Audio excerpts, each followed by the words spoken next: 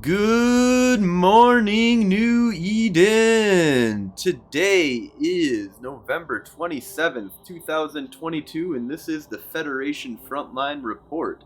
I'm your host, Frozen Fallout, and my co-host is Nightflyer. Hey, good evening, everybody. Today we will be reviewing all the changes that came with the Faction Warfare expansion that came out last month. So let's kind of dive right into it. So the first thing that we're going to kind of look at here is the Faction Warfare map that we have up on the screen right now. This is a huge improvement to the old Faction Warfare map that they had, which was just a bunch of dots all over in a list of systems that kind of told you what was going on. So I really had to hunt and peck to try to find out what was happening with that map. Yeah, this one is greatly improved. Definitely really like how it looks like we're playing Stellaris. Like it's you can kind of see all the different zones here. And let's kind of go over the frontline systems that we have here. You can see right now there is a battlefield, and we'll get a little bit more into what battlefields are a little bit deeper into the podcast here. But right now, Aboon is controlled by the Gallente and is being contested by the Caldari, and it is at 42% right now. So the Caldari have pushed it a little bit, almost halfway. It's a lot harder to take systems now, though. That is something that I personally like. What are your thoughts on how hard it is to push a system these days?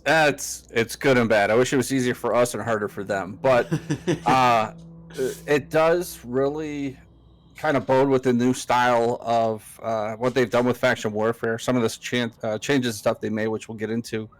But I think it really is a focused concentration of all those groups within each of those factions to flip systems. They can come slowly, and from what I'm seeing, we build them up slowly, and then we organize as groups, and we go in, and that's how we've been doing some of our flipping recently. Yeah, no, it's definitely a group effort. It takes like weeks to really push a system, even if you're pushing kind of hard. Just the way that the amount of LP that you can get for defensive plexing has gone up in these systems as it gets contested. The more it gets contested, the more LP that you can get for defensive plexing, and the offensive plexing is really good. Now there's a whole advantage system that goes into that I'm not I don't understand it 100%, but from what I understand is that the more that it is in your advantage, the more that you get towards victory points towards flipping a system. Yeah, that's kind of my understanding too. So instead of just getting like that 0.1%, you might get 1.2 or more, depending on how much advantage you have in each of those systems. So the higher your advantage, the quicker you can flip the system. Yeah, and you can get those advantages by putting down the propaganda posts, and you'd like fight some rats or something like that. I haven't actually done anything with the propaganda stuff. And then there's like supply depots, but the supply depots are currently broken, and your allied rats are shooting your supply depot and will blow it up. You can't even rep your own supply depot, so you can't even prevent it from getting destroyed, basically. So it is one of those things that is really annoying right now. So hopefully they get that fixed.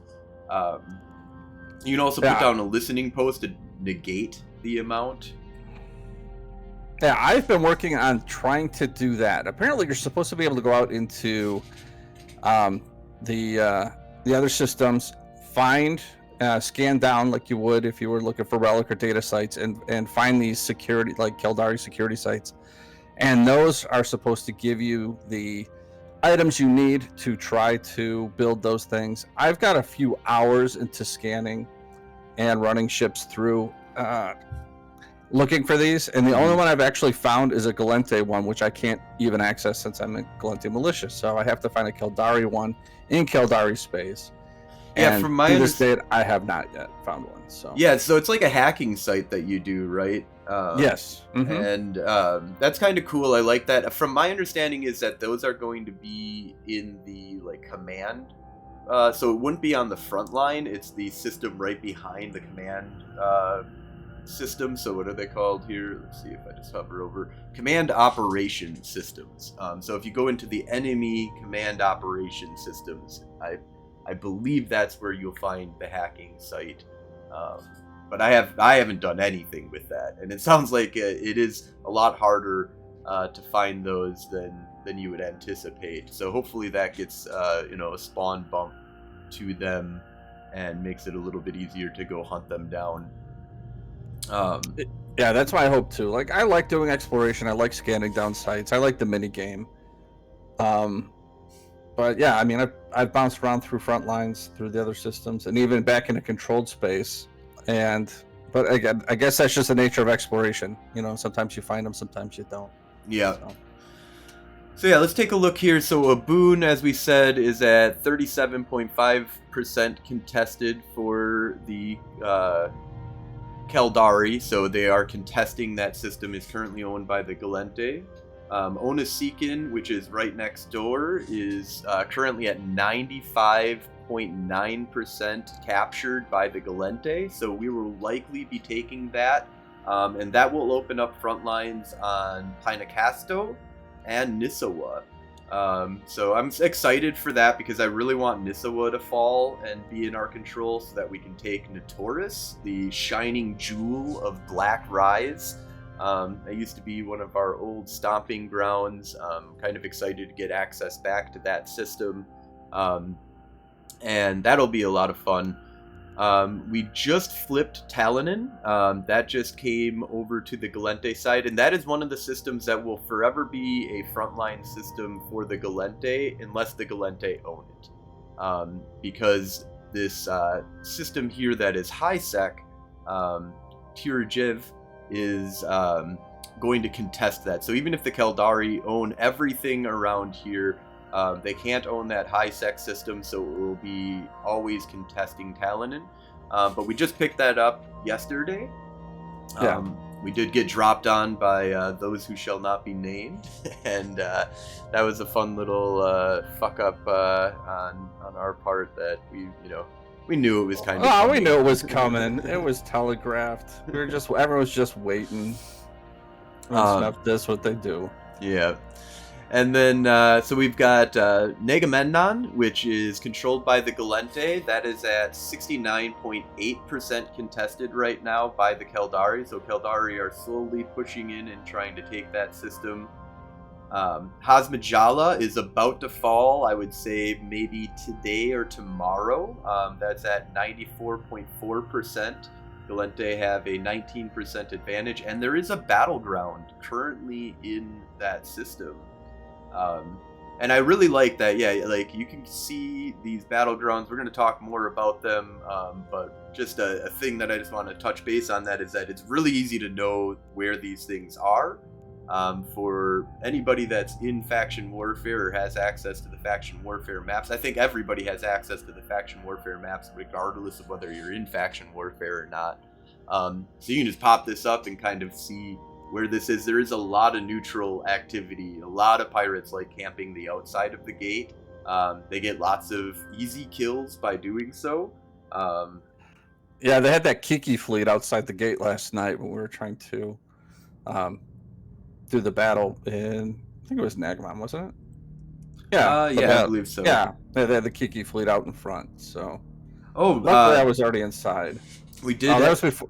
Was that just before the Drake fleet came in? I think. Yeah, I think that was, and they were still out there. And then there was a Prophecy pirate fleet that came, and yeah, we'll definitely talk more about how I think that there's a lot of interesting stuff when it comes to how much play there is for small groups of like 15 people to come in and contest those systems. Oh, absolutely. Those battlegrounds, like they did with, we had like 30, 40 people or whatever. And they came in with a bunch of Drakes, and that did them very well. They killed a whole shitload of us. We only killed a couple of them. Yeah. It was overall, I got hot dropped right away. I don't know. They saw the stabber, and I got picked out of the crew right away. So Yeah. did get on a Drake kill, so I swapped a Drake for my stabber. But yeah, that was my bad luck. And again, nothing I was gonna do. I couldn't outpilot him. I couldn't outrun him. So I just had to take it in the face.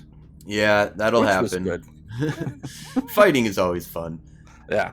So Melchivis, first time chatter, thank you so much for tuning in to the podcast here. Says that hacking sites are only in rear guard systems. So you actually have to go to the back lines in order to actually get the hacking sites for that. For the So that's what I started, and again, I don't know if the mechanic was in full function at the time, because that was early on when all of this started. And I think that's where I kind of started off, and I couldn't find anything. And so I've been really concentrating on the frontline systems and the other command operations. So yeah, maybe that's what I'll do, is focus on next weekend when I'm playing and try to hit some of these systems. Yeah, some of these rear guard. A little intel from people. Actually, I'm going to be way up here, so if you I want to hunt me down, I'm way up here. So. And then, so we've got Hazmajala, we were just saying, it's got a battlefield in it, so that's going to be a huge advantage for the Gallente if they can take this battlefield here right now. That'll give them victory points, that'll give them advantage points, that'll give them like 25,000 LP, or 225,000 LP for an offensive one if you've got 30 people or less. And then, if you have 60 people, it would be half that. So you're still making like 115,000 or whatever LP for 60 people running the site, which is still not bad at all, especially since it should be a lot easier for you to hold down those. But we'll talk more about that. Sujarento is another one on the front line right now. It's at only 35.5% taken or contested by the Gallente right now. That's a little bit harder of a system, because that's a system that is controlled by pirates. So pirates are well known for coming in and messing with people inside of the plexes, both Keldari and Gallente. So it's a lot harder to defensive and offensive plex that. Anato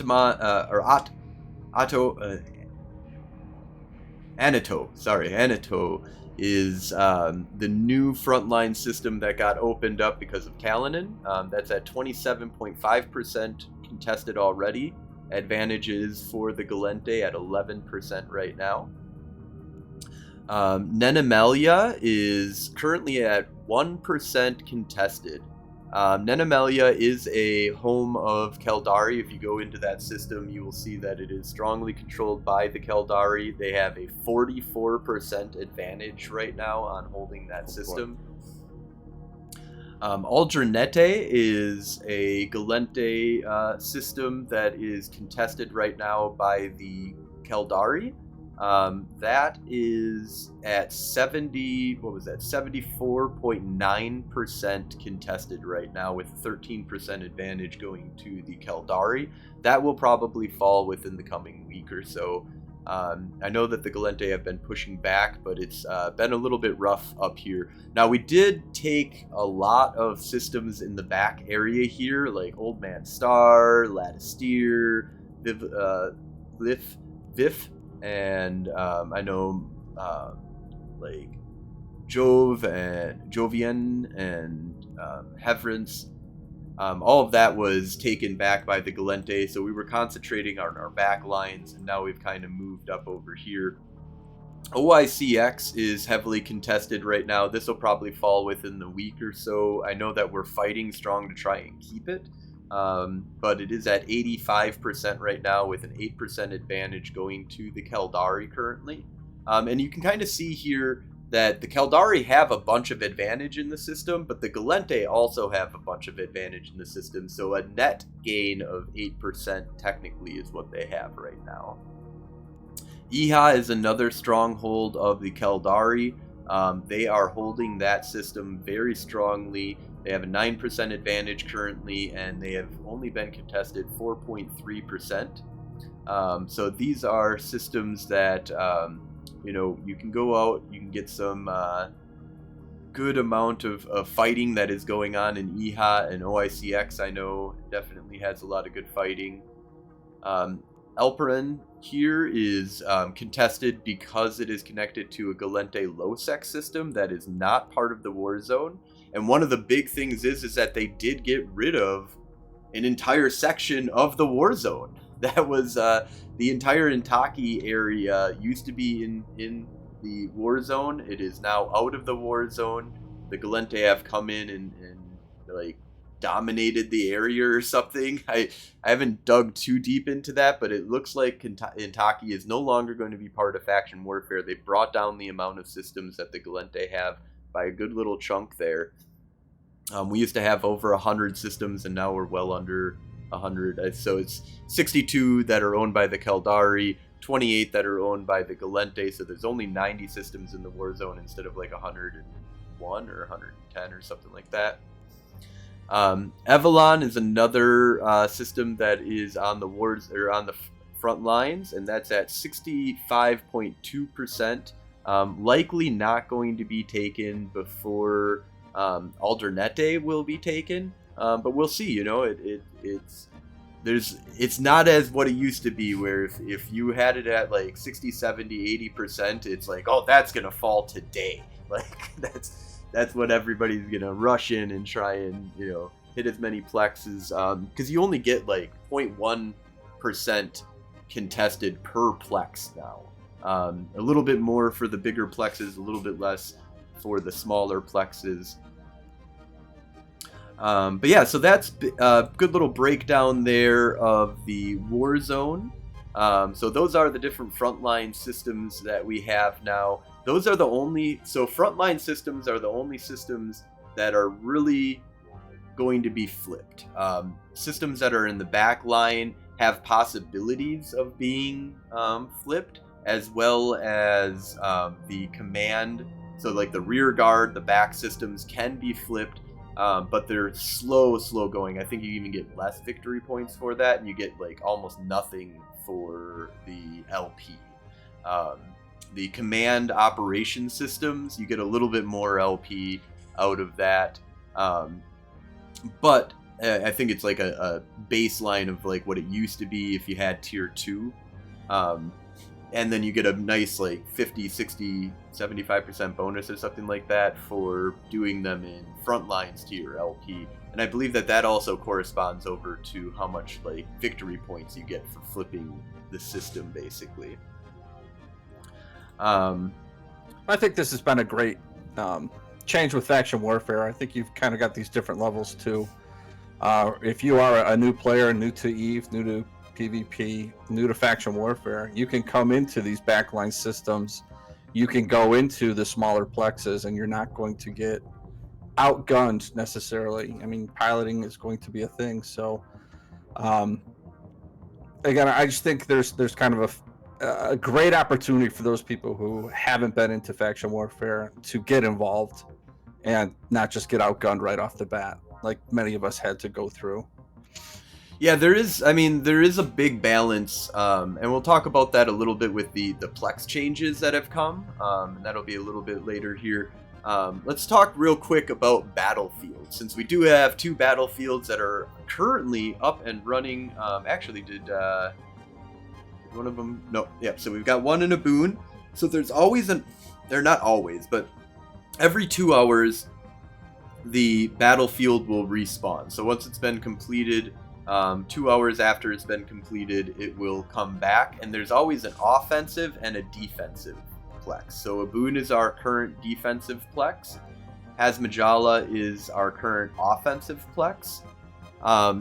And one of the big things with this is that it's a group activity. You need 30 people. Well, you don't need 30 people. You need at least like 5 to 10 people. Really makes, maybe you could maybe pull it off with 3 people.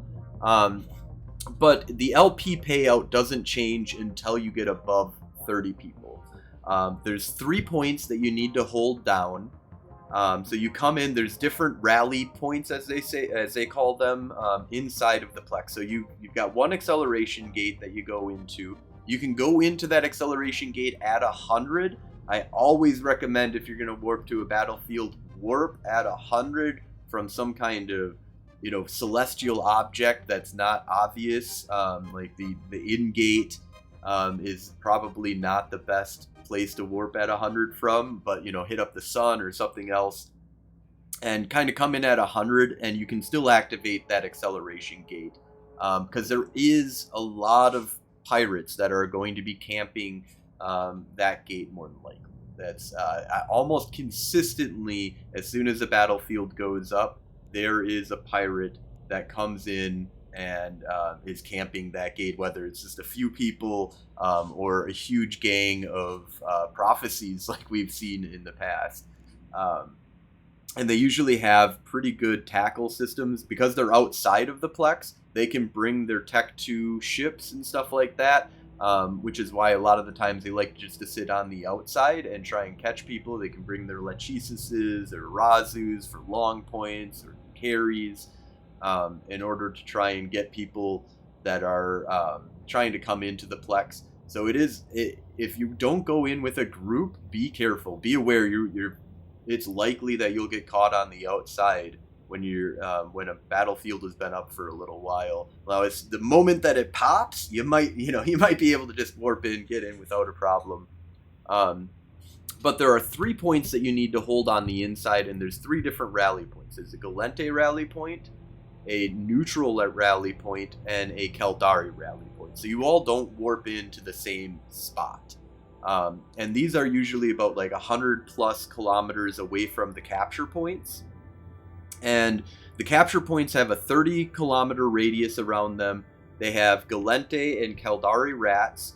If you are of an opposing faction and you are inside of that circle, the opposing faction NPCs are going to be attacking. They will even be attacking the other NPCs as well. But they focus on players that are in the inside of that, and they deal out a sizable amount of damage, like 300-400 DPS plus that they're going to be putting out onto you if they're at full strength. So you do need somebody that, a logistics or a self-repping ship that can really pump out a good amount of self-rep. You can also kind of DPS tank them, where if you can just kill them fast enough. But they do have really good resistances against like kinetic and thermal, I believe, is pretty high resistances that they have on that. So a lot of people have been moving over to like EM damage, I believe. And they even rep armor and shield. So these are definitely, major sites for you to have a group with. Having your logistics backbone. Like when I was running a fleet for it, I like to have like 3 logistics, 1 on each one of the capture points. And as you hold down the capture point when there's no NPCs, there's a little like timer that ticks that basically is like once every 30 seconds or something like that. It will tick over and give you some control of that battleground. It starts 50-50, 50 for the Caldari, 50 for the Gallente, or 50 for the Amarr, 50 for the Minmatar. And that is, I've been loving these battlegrounds. They're fun, they're interesting, they're dangerous as fuck. How have you been, have you been able to get into a lot of battlefields, or how are you feeling about the battlefields these days? I think it's just, again, one of those great changes they've made with Faction Warfare. I've been to about 5 battlefields, always with large groups. We didn't get contested, so it's just a matter of sorting out the rats, making sure we got reps on people, because the rats do damage. But yeah, we have had the pirates come in on one. We had I don't know who came in on us last night with the Drakes. That was Caldari. That was Caldari. Okay. Yep. Yeah, I know. And then I saw a ping like a few hours, not even a few hours later, like 20 minutes later from the Noir Alec put out, and before I get even back on, he's like, "Oh, we already took it." I'm like, oh, "Okay." So I had to do family stuff, we were decorating Christmas trees and what have you. So yep. But I think it's a great mechanic. I'm having a lot of fun with it. I think it was made for that small to mid-level gang that I think most of us are really enjoying, or Yeah. have enjoyed with Eve in general.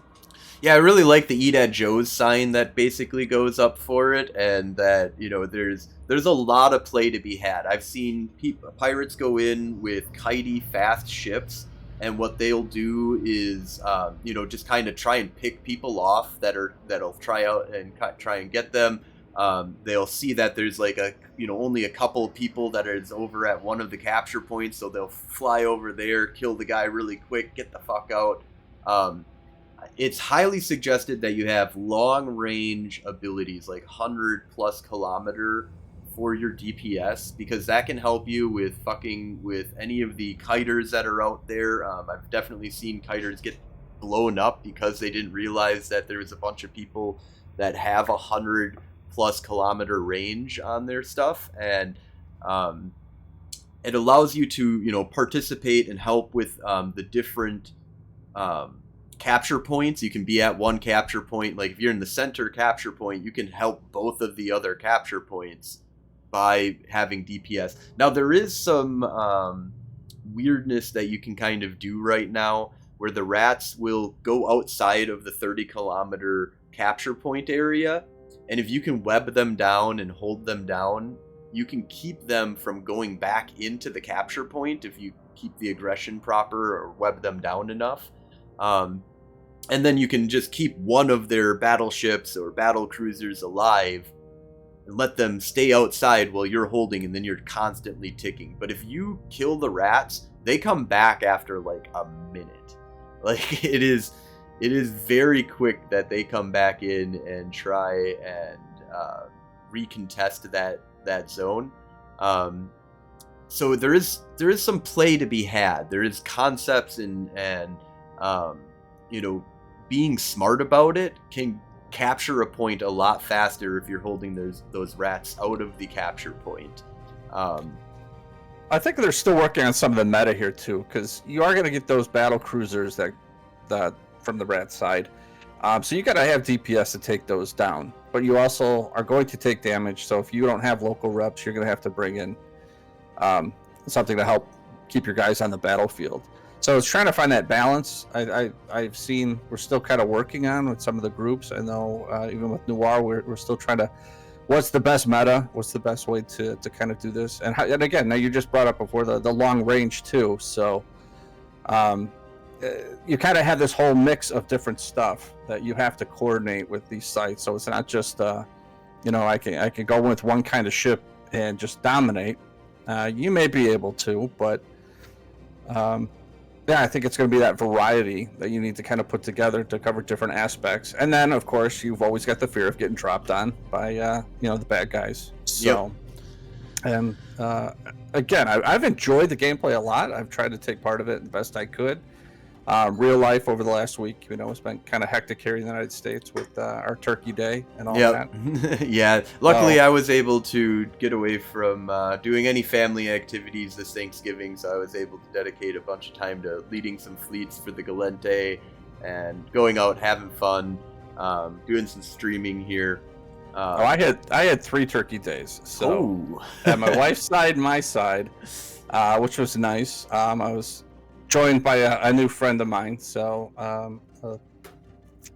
won't mention who he is in case he wants his anonymity. I know a lot of people in Eve know him, so, but a great guy. It was great the first time I meet him in person. So that's we awesome. got to hang out some, and then we had a friends get together where we had like a leftover day, which was kind of fun. Everybody brought leftovers, and it's 3 days of eating and drinking too much after a whole weekend of eating or drinking too much. Up when I was up with some buddies up in a cabin in northern Wisconsin. So that's awesome. But I was able to get some of your streaming up there. I was out in the woods. If the wind was blowing right, I could get 2 bars on my phone. I could watch some of the stream. So nice. That was pretty cool. So also change up there. Malovich says frontline systems are 150% LP reward given to you. Command operations give you a 100% LP. Rearguard systems give nearly nothing, so no incentive to really flex, defense or offensively. The back guard system, the rear guard systems. Now, normally defensive plexing doesn't give you that much, but when it's at like, it's something like 60 or 70% of the LP that you would have got paid out if the system is at 100% contested. If it's at 50% contested, then it's 50% of that like 70% LP payout that you would get. But you don't really need to defensive plex the back lines now. And there's really no incentive to offensively plex because there's no incentive to really offensively plex them. You do see some minor, contestedness. Like every system nearly has like some amount of contested. Like 2.8% in Rakapass. Like I don't know why Rakapass has 2.8%, 1.4% contested in Hiri, stuff like that. There is some minor ones. Also, the battlegrounds or battlefields will only ever spawn in frontline systems.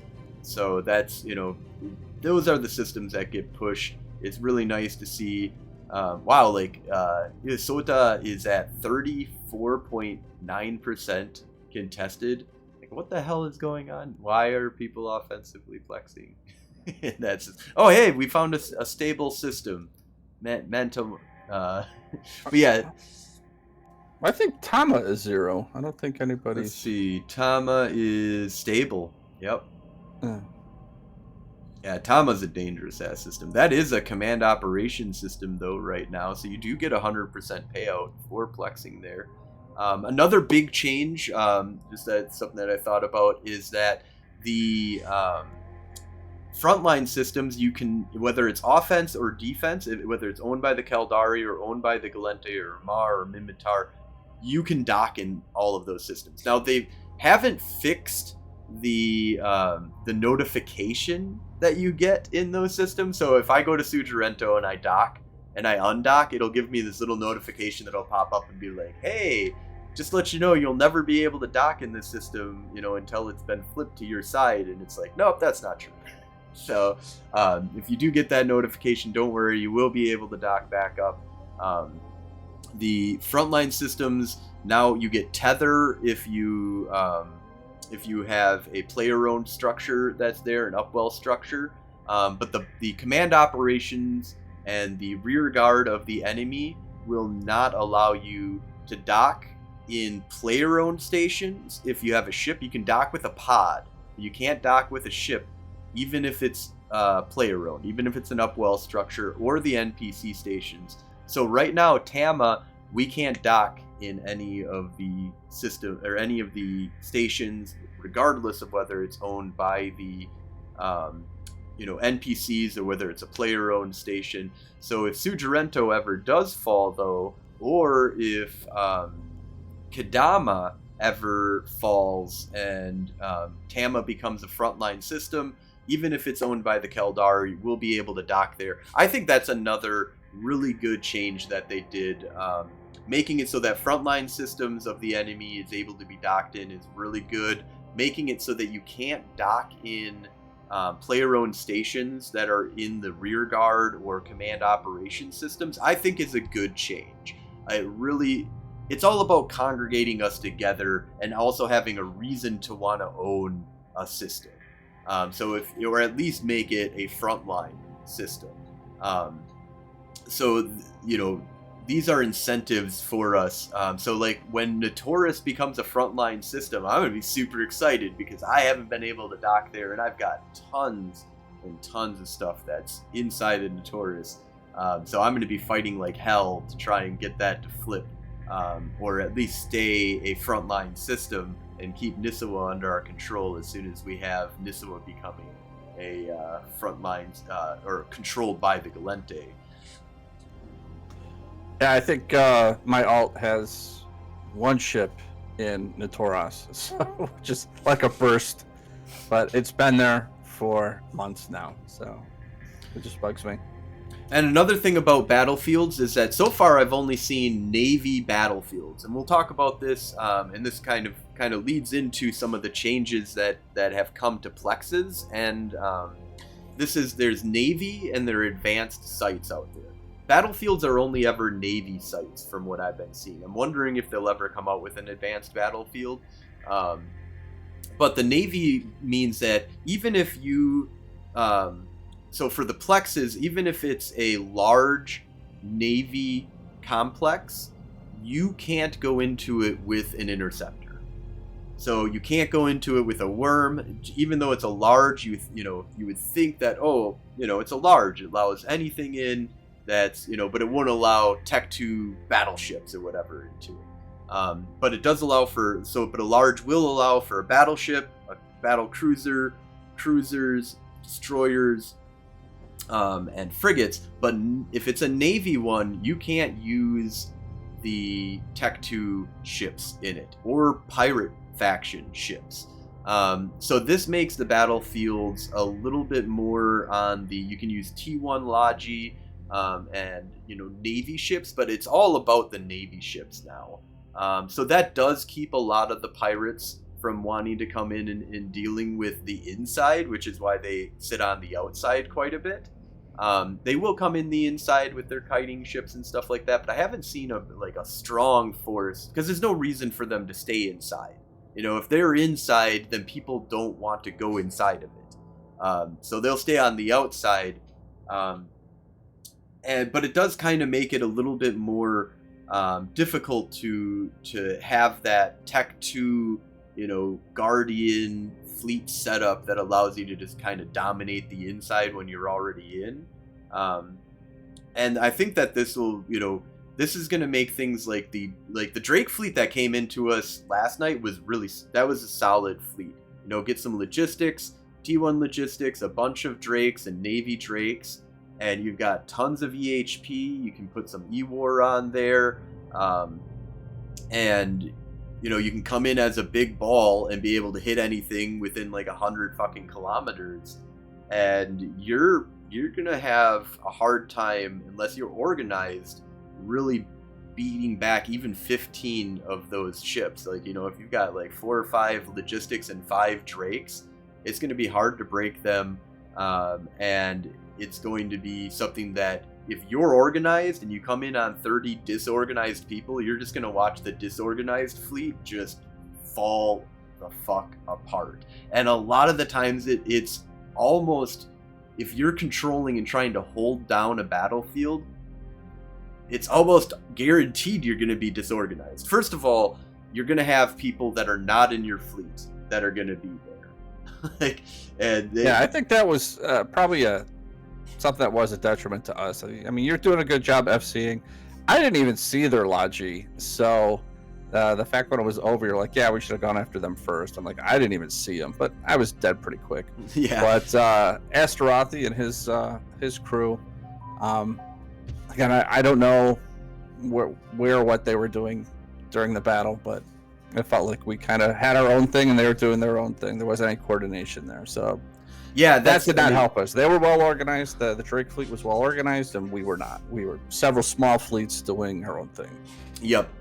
And yeah, that just shows into how much an advantage that you have by having an organized, structured on-comms fleet and stuff like that. We had some structure and some people on comms, but we had a lot of people that weren't on comms. Standing fleet right now feels like 50% of people in standing fleet are maybe on comms, and the rest are just trying to get in on this, and brand new players. I mean, one of the things is that numbers have skyrocketed. We're sitting at 200, 300 people in the Gallente militia chat lately, which is just unbelievable compared to the 50, sometimes less than 50 people that prior to this expansion were in faction warfare. So there's a lot of new people, a lot of people figuring out how to get onto comms, because if you join the Gallente, you're not automatically enlisted into our Discord or anything like that. You've got to find that Discord link, which normally jumping into any standing fleet, you can easily get that Discord link. Asking in militia, you can get that Discord link really easy. But then you have to register. So even if you are in our Discord and you haven't registered yet, you're not seeing all the people all the comms, and you can't just jump right into comms. You got to get somebody to drag you down.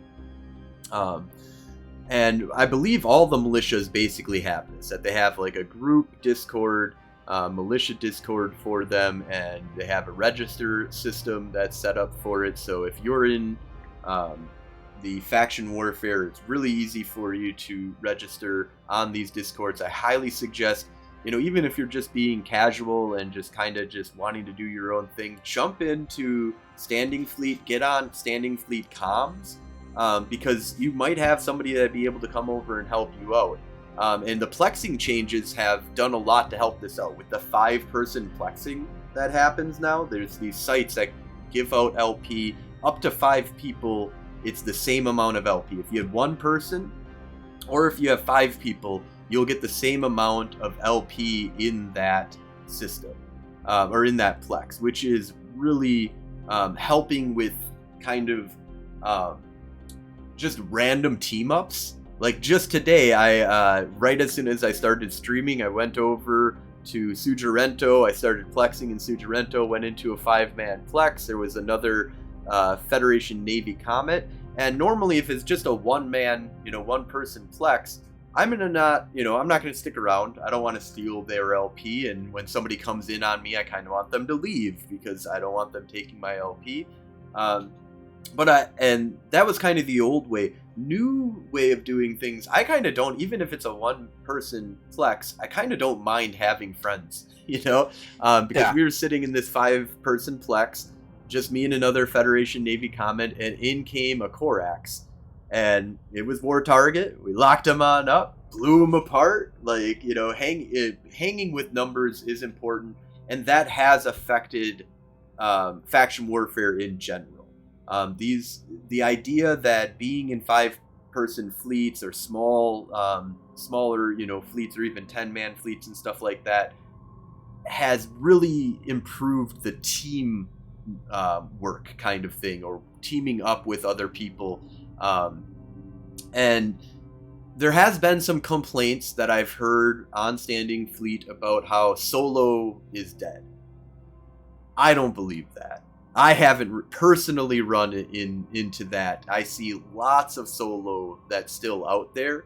It's, concentrated into these backwater frontline systems like, Sujirento and Hazmajala, Negamenman are a little bit farther away from the normal big man fleets that are happening over in like OICX and Aldernete and Nenemelia, Iha, those are a little bit, so you got to kind of find where do you think the enemy is going, if you're a pirate or a militia member, look at the map, kind of look out there and try and see, where do you think I would go if I'm just trying to generate some LP? And there are a lot of solo people out there that are just trying to generate some LP. I got my first solo kill in actually quite a while, and that was in Tantalin during the big push. So I was in a plex by myself. I was in a I think it was just a 1, so nobody else was coming in on me. The other guys I was flying with were in a medium plex, and an Atron came in. I was in my Tormentor. I'm like, all right, we're doing this. So that's my first solo kill in a while. So they're out there. I mean, you just have to be in the right place at the right time, but that's kind of the nature of the game, right? I think it might be less than it used to be, because of the push to be in a somewhat of a gang. The idea that, these frontline systems are dangerous. It's better to be in, a 5-person kind of gang or more, and really using that teaming up kind of stuff to your advantage. But with just the influx of people that are in faction warfare, though, there are a lot of solo people running around. You do got to go and try and hunt for them, though. it's a little bit, at least I feel like the hunting is a little bit easier because like with the map, the new map here, you can kind of see these are the, the highlighted spots are where people are going to fucking be. And so you got to use your D-scan, see what's going on, scan all the plexes. When you see one person inside of a plexus, fucking go there. Like, I see it all the time when I'm D-scanning around, so. Yeah, if you pull up your in-game map and kind of use that, like, I'm trying to broadcast here. You go, okay, so I'm in Haydelis. Oh, 22 ships destroyed in the last hour. Okay, there might be something going on there. Oh, 33 in a boon. Okay, so there's definitely stuff going on there. So, but that's the fun part of trying to figure it out. Yeah, no, and that's and then Caviar Liberata says frigate swarm versus destroyer, also encouraging team play as intended. Yeah, absolutely. It's intended for us to be in a team, working together, trying to. It's a very like. Faction Warfare is a very easy to get into social circle that you don't have to go through a review of application to the 0.0, have, CTAs that you're required to go on. Anybody can easily get into it, even if you're low Caldari standings and you want to go join the Gallente. A lot of player corporations like our corporation and our alliance are fairly open. I don't care. Come on in. You're the spy. I don't care. Come join us. Come out and, if you're out there doing stuff, joining up with fleets and stuff, I really don't care. Yeah, it's all about having fun. It's all about content. Yeah, we don't have like this weird, interview process. Some corporations do in Faction Warfare, but you can always join the NPC if you've got the standings for it. So, I mean, there's an intended mechanism of trying to get people to be socialized with each other. And I think the addition of the battlefields and the 5-person plexes has absolutely done what needed to be done, which is to get us to be okay with working with each other. Because there was... and there always is going to be a little bit of that. I just want to join Faction Warfare to make LP, to get our get some ISK, and I don't want to deal with anybody. And you can still kind of do that. But when you go into a 5-person plex now, you're not like, oh, what the hell? Why is there another person in this plex with me? Yeah, it's an opportunity. I think it's can definitely push you into a socialized, because that's what this game, for so many of us, is about. It's about making that personal connection where you're not just flying by yourself. I mean, you can if that's what you want to do, but if you want to interact and want to play with other pilots, I mean, to me, that's what I enjoy. That's why I've been playing EVE every day for the last 3 years. So yeah. But you got to get out there. You got to be able to talk to people. And again, I haven't met anybody in this game that doesn't want to talk to you. And if they don't want to talk to you, they don't. They just move on. If you say, hey, you hit the conversation with Frozen and he never responds, well, then you got your answer. But right. You move on. But and I find that a lot of people will, like, I've personally messaged a lot of people and they'll be like, hey, you new to Faction Warfare? How's it going? Got any questions? Even people I kill. I don't even think I was in. I don't think Mango was even in Federation Frontline yet, but I was in Old Man Star, and I was flying like an Atron, and the guy came into the Plex, and we fought, and he killed me, and he's like, hey, try this setup. So I went and got that setup, came back, he killed me again, and he was just kind of giving me pointers. After like 3, 4, 5 ships, I'm like, okay, I'm done, but it was that learning curve, and he was willing to do it, and I'm like, all right, well, I'll keep trying. With the low skilled character, and it must feel nice to be. Through it, but must be nice to have Nightflyer back in Faction Warfare. He's not limited to what he can fly so much. Anything battleship or smaller, he's good to go. But yeah, definitely doing. But I have been trying to dual box a bit more, with her. So, which is a skill I got to work on, but. Yeah, get the there's, I can't remember what program it is, but the one that allows you to just like have your, you just click on which which window that you want to have open. Yeah.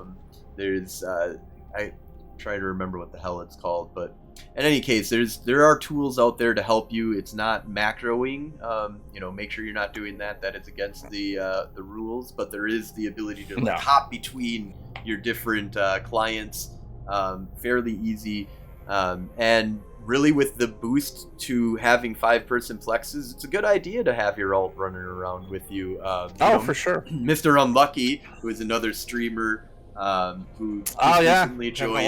A lot of fun with him last night. That was great. He's got his Tristram fleet of himself out there. it's pretty cool. But that's awesome because he's got 4 or 5 drones per ship, so that's like 50 drones. Right. Going around in a little purple, blue, purple and blue. He can assist by just throwing the drones on there and just keeping away from the enemy while somebody else holds them down, or he's got his Punisher to hold people down. And also, talking about socializing and stuff, FanFest has been announced already, and it is going to be a big change up. Go ahead and pull up the FanFest page here. So this is going to be let's see here. Yeah, September 21st to the 23rd. You might have to change. You might have it just on the Eve client window for your stream here. But yeah, so it's FanFest 2023, celebrating 20 years of EVE Online, Reykjavik, at September 21st to the 23rd. You can get your tickets now. If you do get tickets right now, it is like $159 compared to the $295 that they eventually will be. So we're 297 days, 10 hours, 7 minutes, and 53 seconds away from the go live of this FanFest. And you heard it here first. Frozen Fallout, Gwenevik Canyon, we are going to be, and Jan Nunn are going to be at FanFest this year. This is my first FanFest that I've ever been on. I am super, super excited to celebrate 20 years of EVE Online. And there is a bunch of different events that are going to be taking place. And so if you're in Faction Warfare, or if you listen to this podcast and you're going to FanFest, I'll be there. You can hang out with me in real life. It's going to be a lot of fun. I really look forward to it. Are you going to be able to make it at All Night Flyer? It is my plan to go. My wife has already given me the blessing, so it'll be me and Ghoster probably. We were talking about it in Vegas. So he's probably my traveling buddy here, Ghoster from INN. Big shout out to him. So as long as he's on board, otherwise, I don't know, I might have to tag along with you and Gwen. Yeah, no, you're definitely couch. We're looking into maybe getting an Airbnb or have I would be down to share a hotel room with people, because the Airbnb might be the better option. We're kind of looking at our options. I've already got the tickets for FanFest. We've got the tickets for the air flight. The air flight did cost it because it's me and my wife are both going to be going. It is going to cost us like $1,200 to get the airfare there and back again. So wow, it was. Yeah, let's hopefully that changes a little bit, because wow, I mean last year it was what, $680 or something when I was looking. So. Yeah, well, that was us two together. So yeah, per person, it's about that makes sense. It's about $600 for getting there and back again. Depending, there's different discounts that you can kind of get. We wanted to get the standard economic flight so that we could bring carry-ons, but there was you get like $50 off if you don't bring any luggage. You just have your carry-on. You don't have anything else that you're bringing. So they are giving like 10% discounts for that. They're giving hotel discounts as well. And like I said, get your tickets early, because the earlier you get your FanFest tickets, the more you can save on that. You can save 50% on your FanFest tickets if you get them right now. So yeah, the early bird special is, or well, not quite 50%. Like so it's $195 if you get by December 3rd, and then I'm not sure when there's a second early. So Pioneers Pass is what I got, which gets you limited edition tickets, exclusive Pioneer Festival badge, a lanyard, a special EVE Online digital item gift, which they haven't told us what that is yet. Early registration options, comes along with the festival pass, Party at the Top of the World tickets, FanFest 2023 t-shirts, and in-game content. And then, so after December 3rd, it's still $195, but you don't get all of the other perks. You just get the festival pass, the world top of the world tickets, and t-shirts, and some in-game content. And then I'm not sure when that will end, but the last one will be $295. So you save $100 per ticket if you actually. Oh, and so I actually didn't see these. Those are sold out already. So the ones that are which is what I got, was the first early pass. So I got them at $159. So it was a 50% discount for me. And so they already got the ones that were at $179 were already taken. So at this point, so the earlier you get in on getting your tickets, the better it is for FanFest for sure. Save yourself some money, get some extra little perks and stuff like that. So I'm super excited. I can't wait. I'm going to be talking about this and really pushing to, we're going to be doing some special episodes, trying to get some interviews in. I'm going to figure out how to stream with my phone, how to stream, bringing my computer. We'll probably do a sit down and talk while we're in Reykjavik. I am super, super excited. Yeah, I'm going to have to get in touch with Ghoster after the stream, make sure he's still good to go. But yeah, I'll definitely be picking up my tickets before Saturday if I can. So yeah, to get them now. But looking forward to seeing my new best friend CCP Antiquarian, who I met at in Vegas. Oh yeah, so, great guy, a lot of fun. So looking forward to seeing if we can hang out with him again and pitch all our bad ideas that he is going to nod his head and say, yeah, that's awesome, we should do that. So. And one other quick thing, there is I don't know why I put it in between these two, but another thing that we're reporting on is that Test has joined the Caldari. So Test is the shadow of their former self right now. They definitely have gone from being one of the most powerful and large alliances in all of EVE Online to they've got like 5,000 members still. So it's still, pretty big jump, but a lot of those are not playing or AFK or taking a break or whatever right now. They've done this before though, right? I mean, looking at the records, they were at least posted on Reddit back in 2015. They were part of the tier 4 push for Caldari. So yep. There's been a tie there in the past. So I haven't run into anybody from Test that I know, or any groups. Or anything, me neither. I have not seen them influencing the Warzone right now. But they are in. They're going to try and recoup their losses, and lick their wounds. We'll see what comes of them. I know that ProGod Legend has joined the Goons, so I'm not sure, how much what their leadership looks like anymore or anything like that. But there is a big influx, possibly from Test, coming over to the Caldari, which I'm all for. The more enemies that we have, the more people for me to shoot. It kind of, if it's really off balance, the battlefields become harder to control and stuff like that. But that's, The name of the game to a certain degree here is, be organized, get your shit together, and be ready to fight outnumbered if you're going to be joining the Keldar or the Gallente. And if you're looking for easy access to Jitta, join the Keldar. It's like it's easy mode versus hard mode. Like easy mode is joining the Keldari. You get Jitta, you get Amar.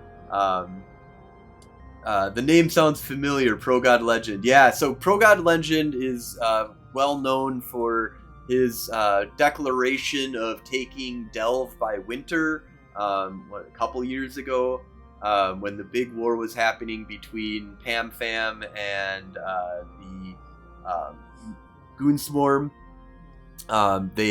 One of the big things that he did that he's infamous for at this point is that during the push to take Delve, he retreated, or he pulled everybody out of the systems that they were living in. I can't remember what systems they were living in 0.0, but they were like, he's like, okay, everybody move into Delve. We've taken stations, we've dropped stations, we've got a stronghold now. The Goonswarm is contained to a small little area in one constellation.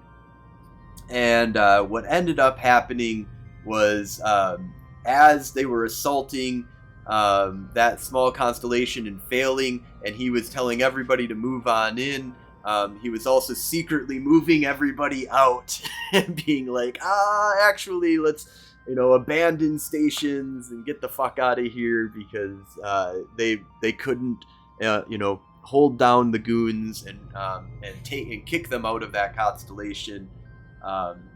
Well known for always being angry at Fast Tackle as well, says Dad. Thank you so much, Dad the Impaler. Dad the Impaler. I like that. First time Nice chatter, and thank you so much for the follow as well. But yeah, so we'll see what happens here. It's really weird that he's joined over 2 goons. I'm surprised goons allowed him to come in. There's a lot of bad blood between him and a lot of goons out there, but that's a whole different, that's a 0.0 thing. The big thing is that Test has joined. I believe that there are some Horde corporations. Like Horde has a division that is for faction warfare that is slightly different than their alliance, but that's like they built their own little thing. But there was like a major corporation, I can't remember who it was off the top of my head. LeChad Flame, thank you so much for the follow. But they were able, they ended up leaving Horde in order to join faction warfare. A lot of people are looking at faction warfare now. It's good ISK per hour, good fights. It's the only area that I can think of that really gives you PvP and PvE content all wrapped up into one, where you can make the ships that you're going to be using. You're getting decent amount of ISK per hour when you've churned in your LP into items. The Navy destroyers right now are fucking awesome. Great addition. The Navy dreadnoughts are epic. And they're not that much more expensive than a regular dreadnought. Like we're talking like 10-20% increase on your price for a dreadnought. Way, like, so much that's happening with that. The new battle cruisers are fucking awesome. The Myrmidon is great. And it's a great time to come on over to faction warfare. I really feel like the more people in faction warfare, the better. Yeah, I've been seeing a push. We've had a lot of old players come back in Noir. Our recruitment is open, and we're bringing in a lot of players. I want to say at least 3 of the last 5 recruits we've had come in are players that played a while ago, and they're just coming back into the game now. And I'm glad to have them back. So for a game that's dying, I think we're having a lot of fun, and a lot of people are still playing. So Yeah. For a game that's been declared dead, how many times now?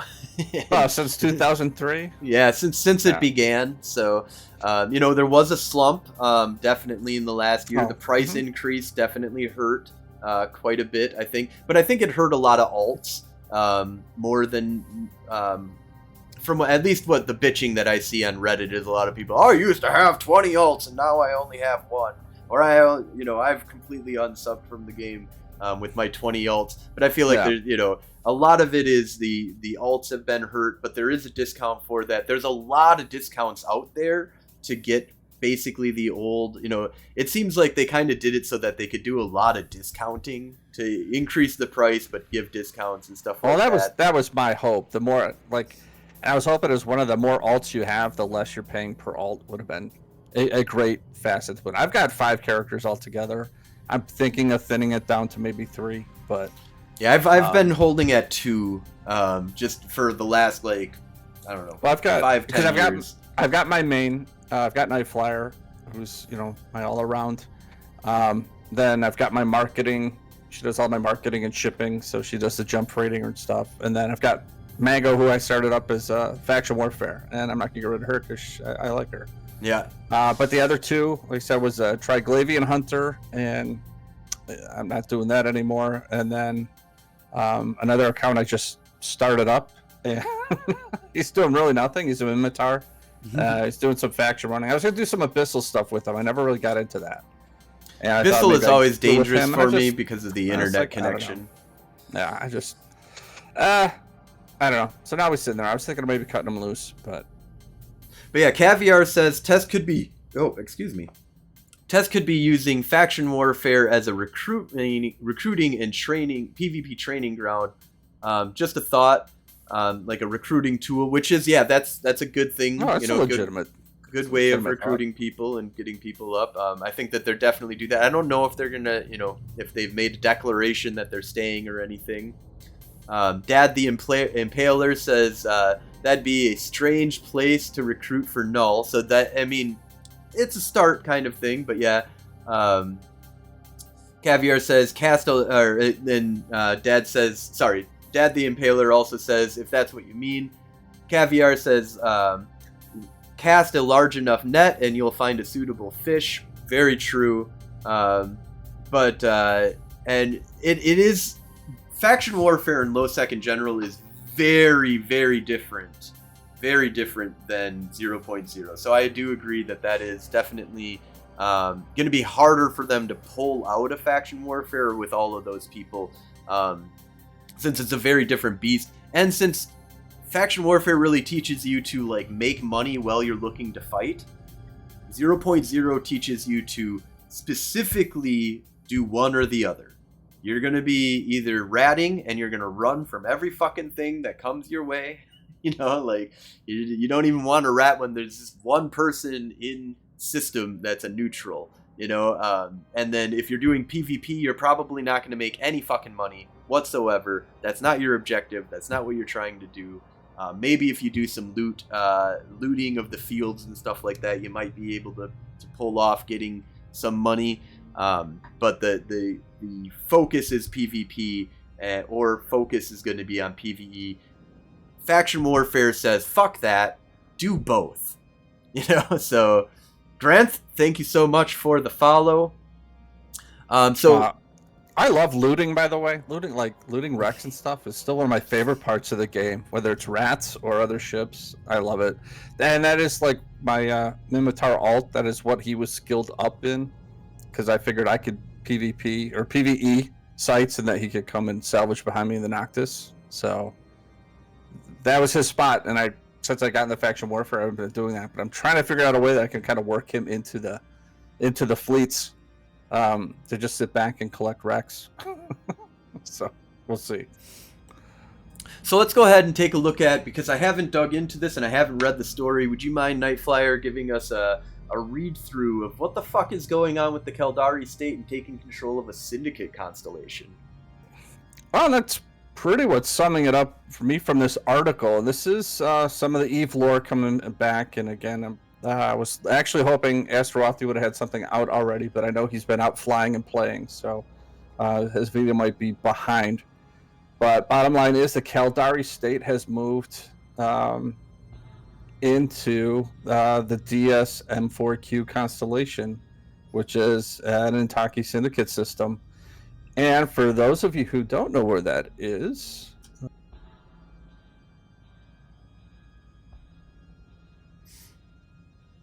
Yeah, so it says... in Faction Warfare. Oh, I think I lost my stream, sorry. Oh, hold on. Yeah. It's paused. We'll put our beautiful faces back up. But yeah, so... Yeah, I'll see if I go back in. All right, so, yeah, it's stupid. It's not letting me jump back through, and it's still pausing on me.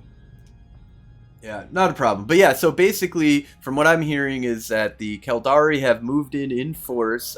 There's a bunch of different... oh, there we go.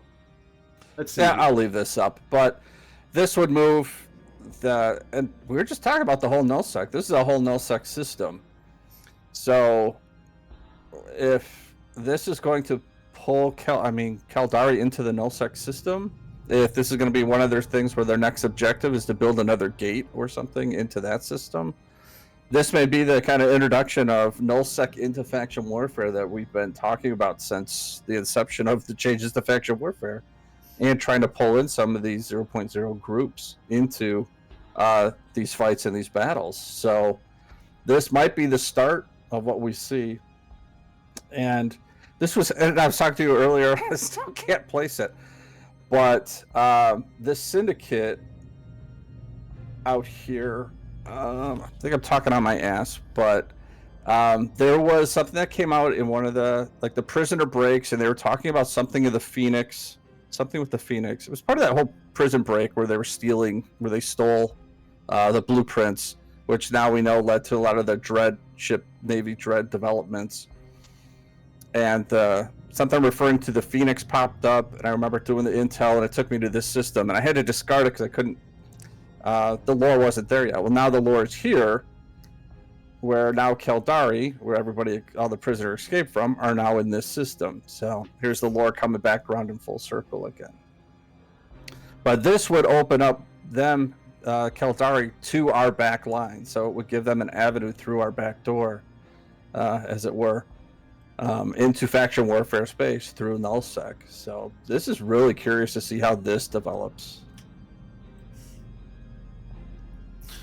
Yeah, and so we've got some conversation going on here in chat. So Valor Accords had a nullsec. Caviar says that Valor Accords had a nullsec system for a period of years in FW. I know also that Fed Up, Federation Uprising, was also one that had some 0.0 space, and from what I understand is that it really hurts you in faction warfare to be a 0.0 entity, because you have to think completely differently on how you are organizing your people, how you're making your money, making sure you're defending your space and stuff like that. Your focus is going to be on your 0.0, and faction warfare becomes a really side kind of thing for you. And you're already then just going to be restricting all of your players that are out in 0.0 from activities in HiSec, which is another thing that 0.0 entities rely on, shipping stuff from JITA and stuff like that.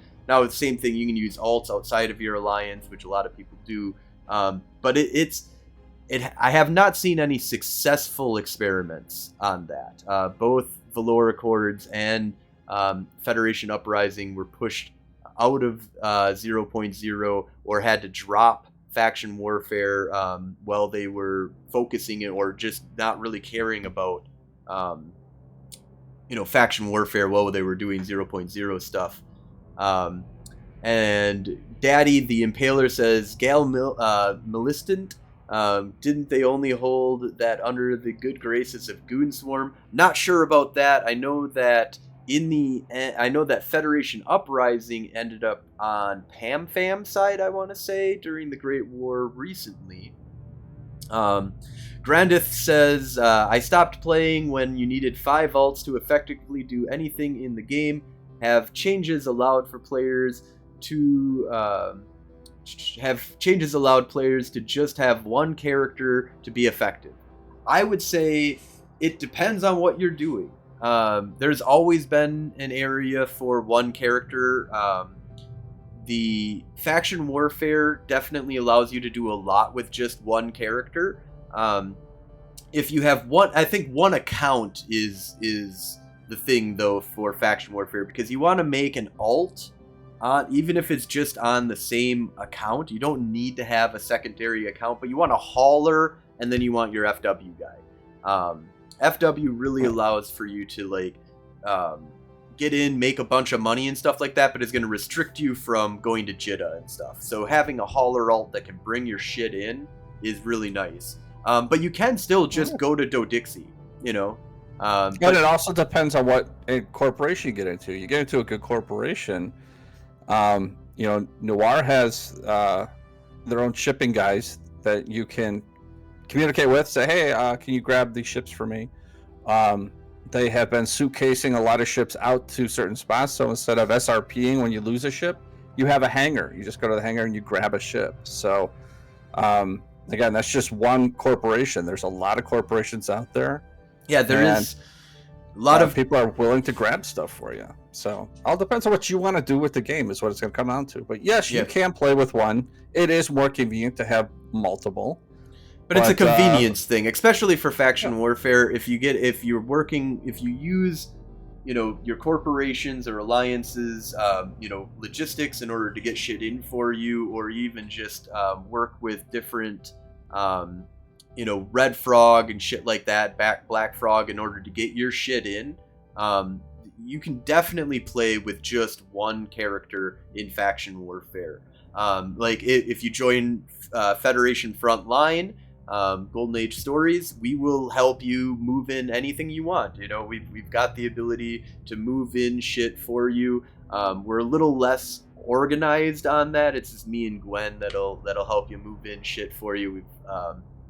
We do have a friend of mine that I'm trying to convince who loves hauling stuff to become our hauler, but we need more people, you know, to really need that, to have it be something that he can consistently do. But there is lots of room to play just a solo character in faction warfare for sure. I highly encourage you to check it on out. It's, you know, it's convenience, or like if you have 5 characters and all of them are plexing with you, that helps. You know, it's definitely a help. But for the most part, I am 90% solo on Frozen Fallout, and then I have my hauler alt. My hauler alt will bring in shit from Jitta for me in order to keep me nice and stocked. But there are ways of doing that without having a hauler alt, like we were saying. Daddy the Impaler says, I play only one character and have plenty of fun, but my benchmark might be lower than yours. I was just watching a stream. There's a guy named Jer, Jer. He does some YouTube stuff, and he's an EVE player, and he only has alpha characters. He doesn't. All right. Yeah. I don't know. So that's his game style. And that's what he plays. He says he won't ever go Omega, and I'm like, okay. I mean, that's a choice. In faction warfare, that's totally an option. Like, because you can fly Navy destroyers and Navy frigates, or just an Atron, you know, like all day long in faction warfare. Make lots and lots of ISK. Yeah, as long as you specialize into a ship, you spend your 5 million skill points on that ship and be the best pilot you can at that ship, and you can kick some ass. So, yeah, no, definitely. Daddy the Impaler also says, I suppose depending on what you want to do, that is a big thing. You know, depending on what you want to do, sometimes, like, if you're a big industry person, multiple characters probably helps out a lot. You know, mining and stuff like that, more characters that you have, it's so easy to have multiple characters doing mining and shit. You know, if you're doing just exploration, probably just need one guy. You know, if that's all that you want to do. It really depends on what you want to do. Garth says, I don't enjoy that you need to have multiple accounts just to get anything meaningful done. I am a one-man too, and I hope the changes would make it more friendly. The FW look interesting, but is it worth it? And yeah, absolutely, it's worth it. Come on in. You know, build up 1 million LP and you can sell a BPC for like $1 billion plus ISK. You know, you can easily make a bunch of destroyers and sell them in order to make a bunch of ISK, or just sell the BPC. Yeah, there is lots and lots of possibilities out there. Especially join standing fleet, and join up with a corporation. You can get a lot done. If you were doing like capital ship stuff, yeah, you want to. It's almost required that you have another account, because you need a Sinowalt. There isn't any Sinoing that you need to do in faction warfare. If you're a hauler and you have a jump freighter, you need that Sinowalt. You know, you could rely on your corporation and a buddy or stuff like that, but a lot of that has like a big push for that. But yeah, last but not least, I wanted to give a shout out to Mr. Unlucky. Let me get you his Twitch here if you want to go ahead and give him a follow, Mr. Unlucky. And then we also had another person here, Uncle Online for Twitch. Go ahead and check them out. Mr. Unlucky is a really fun guy to hang out with on Twitch. Does giveaways. Shows you the ropes of doing multiple characters and stuff like that. And really, really fun, cool guy to go hang out with. So go ahead, definitely check them on out. Any other thoughts that you have, Knight Rider, before we wrap things on up? You threw me off with the whole Knight Rider. Or Knight Rider. Knight Rider. That's my brain. That's my brain. I am curious to see where the Eve Lore goes with this movement into Syndicate. As it says, the state is now News Protectorate Constellation gives a foothold in Nullsec and Placid region. So, really looking forward to see where that. I heard it's dangerous as fuck to go there right now. If you go into that area, like there's a ton of rats that are Caldari rats that'll just like shoot the living fuck out of you for entering into the system. So something sketchy's going on there. CCP doesn't want us to be in those systems, so you should go there and check it out. Yeah, I should. I definitely got to do more exploring. I wanted to make it over to that one system where the star blew up. I hadn't been over there yet either, so I'm gonna have to do a day trip over there and check that out. My plan for the week is though to get into some more of the Catalyst Navy issues. I've got 5 of them sitting there ready to go. So I built see you guys in space. Yeah, I built like 40 of those, and I plan on building like 1,000 more. Like that's the thing that I want to do, is just a bunch of Navy Catalyst destroyer fleets where it's just like, okay, I'm just handing these out to people. Just constantly, let's just go out and just be a group of destroyers and wreak some havoc. They got tons of HP, decent DPS, and fast little fuckers. It's a nice all around solid bonuses for the Catalyst. So yeah, well, I made a screw up too. Is I meant to buy 5 of the Imicus Navy issues just to screw around with those, and I ended up buying the blueprints for them. And I figured, all right, well, I'll just build them. And what a huge mistake! No, wait, what? Well, hold on, we got to talk here real quick. I spent twice as much building these things as I could have just bought them off the market. But really, it was not a good trade. It cost me about 20 mil to build them, and I could have bought them for like 12. Why did the resources? I didn't have the resources on hand, so I ended up having to buy Tritanium and all that stuff, and just where did you buy it? So Dixie. I went to Jeddah, and it cost me 2 million, not even. It's like 1 million minerals in order to build those. Get your minerals from Jeddah, because something happened there, because everything that, because right now, first of all, the LP to buy the blueprints is super reduced. It's like a 60% reduction in the amount of LP that it takes in order to buy the blueprint. So you're saving yourself tons of LP. ISK to LP ratio way better on the blueprints. Definitely get the blueprints. And then you just want to haul in your minerals from Jeddah. Like Jeddah has all the minerals at basically the mineral price, index that is going to be there. I was able, because you can fit 40, it's like 40 or 50 destroyers worth of minerals into a DST, and ship it from Jitta. Like, just hook up with me. I'll talk to you. I can help you with getting minerals for these things. Get the blueprints. Yvaingir is where I've been building all of my shit, and I built, and it's the first time in a long time that I've actually done any building of anything, and it's been kind of fun just to watch 10 destroyers every hour pop out of my furnace and be like, all right, here's 10 more. Yeah, that was my mistake, but I just trying to work out the logistics with all of this and moving stuff around. I ended up with Dodixie. Dodixie might not be a really, especially for... Maybe my math is wrong, but that seems to be about where I was at. I think I spent about 10 grand too much on these ships. 10 mil. Yeah. So. Yeah. Well, definitely. We'll have to talk about this later, but yeah, definitely hook up with me and we'll get.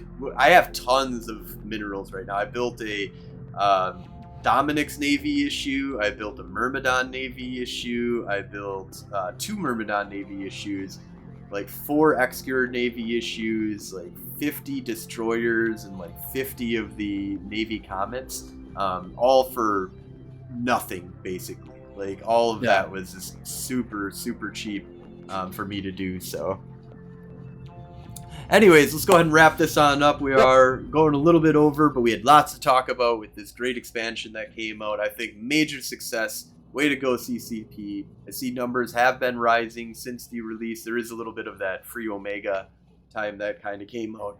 That kind of bumped up numbers a little bit too, but we'll see. I think this is a solid expansion, solid beginning to something that is going to be epic to see unfold. So thank you all for watching. If you're interested in joining up with the war effort, put an application into Golden Age Stories. That's the Federation Frontline Alliance. If you have a corporation that you want to join, definitely throw in an application, shoot me an email, and we can talk about getting your corporation into our alliance. You can always watch us live on Twitch every Sunday at 2300 Eve time. That does switch. If it's daylight saving, I can't wait till daylight savings is gone. But if it's daylight savings, it's 2200 Eve time. If it's daylight or standard time, then it's 2300 Eve time. But it's always going to be 5 p.m. Central time. So if you're on Central time, then any of the ones that switch your time back and forth, like some people do. Daddy says, thanks for the good show. FW focused. Amar victory. Oh, so you must know Canuck Down Under. He comes in and just says Amar victory all the time. I love that guy.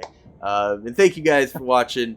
If you did end up missing the show live, we do have our podcast that we publish. It's the Federation Frontline Report. You can find that on Spotify, iTunes. We have a YouTube channel that we post all of these on. The podcast does have video. Some of these, like Spotify, will let you see the video. Some of the podcasting platforms that are out there don't have video that go along with it, so you can just get the audio file. But we do sometimes use some visuals, so it's always good to check out our visual type stuff. But you can definitely just listen to us, hang out, any podcasting platform, you should be able to find us. Also, don't forget to check out our website, federationfrontline.com.